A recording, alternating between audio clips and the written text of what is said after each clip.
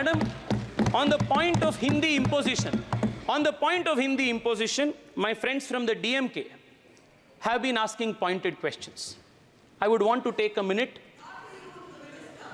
I am a member of the Bharatiya Janata Party, and most importantly, Kanimoyiji, I come from Karnataka, which, like you, is a non-Hindi speaking state, and I am as opposed to imposition of Hindi as possibly you are, and rather more sincerely, because I have seen the DMK being hypocritical about their opposition to Hindi imposition. While be that as it may, let me take a minute. Let me take a minute to explain. Please.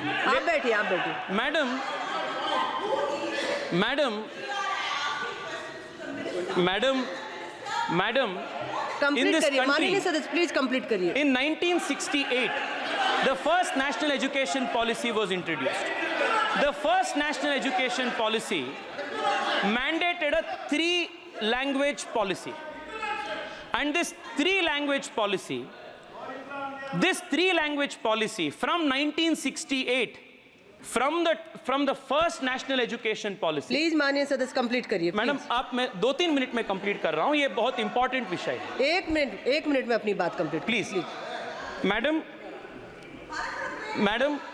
1968 में first national education policy was introduced. From the first national education policy to the 2020 education policy, other than the Narendra Modi government's education policy, every education policy that introduced a 3-language formula said you must compulsorily learn Hindi and another Indian language. Sir, please listen to what I am saying. Other than our national, you should have asked this question to your Congress people. Why did they impose Hindi? We have introduced an education policy. 1 second, sir. माननीय सदस्य मोहम्मद जावेद जी. Speaker, madam, our learned member from the DMK seems to have inadequate data and understanding of NEP. I don't have the National Education Policy 2020 for the first time has introduced an education policy that provides the choice for a student to learn any 2 Indian languages, and not necessarily just Hindi. So what happened the last 65 years was imposition of Hindi on the southern states and non-Hindi speaking states by the Congress party and the parties that you. आपने मुझे बोलने का मौका दिया. मैं इस मौके पे अपने पार्टी लीडरशिप को और किशनगंज நீங்கள் சொல்லக்கூடிய புதிய கல்விக் கொள்கை, இங்கே பேசியவர்கள் சொன்னார்கள் மும்மொழி கொள்கை என்றால் எங்களுக்கு என்ன தெரியாது, திராவிட முன்னேற்ற கழகம் மொழிக் கொள்கையை வைத்துக்கொண்டு அரசியல் செய்து கொண்டிருக்கிறது, ஏமாற்றுகிறது என்று. நான் கேட்கிறேன், உலகத்திலே வேறு ஏதாவது ஒரு இடத்திலே மொழி போராட்டத்திலே உயிரை தியாகம் செய்த நூற்றுக்கணக்கானவர்கள் எங்கே இருக்கிறார்கள் என்று நீங்கள் காட்ட முடியுமா? உங்களுக்கு தெரியாது. ஏனென்றால் இந்த நாட்டின் விடுதலை போராட்டத்தில் கூட நீங்கள் பங்கேற்றுக் கொள்ளவில்லை. அதனால் உங்களுக்கு தியாகம் என்பது என்னவென்று புரியாது. இங்கே கேந்திரிய வித்யாலயங்கள், உங்களுக்கு உதாரணத்திற்காக நீங்கள் மொழிக் கொள்கையிலே எப்படி நடந்து கொள்வீர்கள் என்று உங்களுக்கு விளக்குவதற்காக, இங்கே இருக்கக்கூடிய சில பேருக்கு விளக்குவதற்காக நான் சொல்லுகிறேன். கேந்திரிய வித்யாலயங்களிலே அங்கே இருக்கக்கூடிய மாநில மொழியை கற்றுத் தருவோம் என்று சொல்கிறீர்கள். தமிழ்நாட்டில் 45 கேந்திரிய வித்யாக்கள் இருக்கிறது. ஆனால் அதில் நீங்கள் எப்படி தமிழை சொல்லித் தருவீர்கள்? அங்கே இருக்கக்கூடிய மாணவர்களிலே 20 பேர் ஒரு வகுப்பிலே இருக்கக்கூடியவர்கள் எல்லாம் இணைந்து அங்கே இருக்கக்கூடிய தலைமை ஆசிரியரிடம் வந்து கோரிக்கை வைக்க வேண்டுமா? அப்படி கோரிக்கை வைத்தால் தமிழ் அங்கே அதற்காக ஆசிரியர் நியமிக்கப்பட்டு, ஆசிரியர் கிடைத்தால் நியமிக்கப்பட்டு அங்கே தமிழ் சொல்லித் தரப்படும். இது தமிழ்நாட்டிலே நாங்கள் கோரிக்கை வைத்து கெஞ்சி போராடி தமிழை கற்றுக்கொள்ள வேண்டும். கேந்திரிய வித்யாக்களிலே 45 பள்ளிகளிலே 15 பள்ளிகளில் தான் தமிழ் சொல்லித் தரப்படுகிறது. இப்படிப்பட்ட ஒரு நிலையை கேந்திரிய வித்யாலயா பள்ளிகளிலேயே நடத்தி கொண்டிருக்கக்கூடிய உங்களை நம்பி மொழிக் கொள்கையிலே நீங்கள் நியாயமாக நடந்து கொள்வீர்கள் என்று நாங்கள் எப்படி நினைக்க முடியும்? ஒவ்வொரு இடத்திலும் ரயில்வே ஸ்டேஷன்ல போய் டிக்கெட் வாங்க முடியல, அங்கேயும் ஹிந்தியை திணித்துக் கொண்டிருக்கிறீர்கள். அப்படிப்பட்ட இந்த அரசாங்கம் எங்கள் மீது ஹிந்தியை திணிக்காது, ஹிந்தியை மட்டுமா திணிக்கிறீர்கள், சமஸ்கிருதத்தையும் திணித்துக் கொண்டிருக்கிறீர்கள். ஒவ்வொரு வழியிலும் எப்படி நாங்கள் உங்களை நம்பி மொழிக் கொள்கையிலே நீங்கள் நியாயமாக நடந்து கொள்வீர்கள் என்று நினைக்க முடியும்? அது மட்டும் இல்லை, எங்களுடைய தமிழ்நாட்டு முதலமைச்சர் அவர்கள் காலை உணவு திட்டத்தை கொண்டு வந்திருக்கிறார். கிட்டத்தட்ட 1,14,000 குழந்தைகளுக்கு மேல் காலை உணவு திட்டத்தால் பயன்பட்டு கொண்டிருக்கிறார்கள்.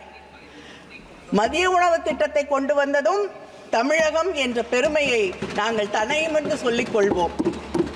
ஆனால் PM போஷான் என்ற திட்டம் நாடு முழுவதும் இருக்கக்கூடிய இந்த திட்டத்திற்கு இந்த அரசாங்கம் அந்த திட்டத்திற்கான மதிப்பீடு 11,600 கோடி.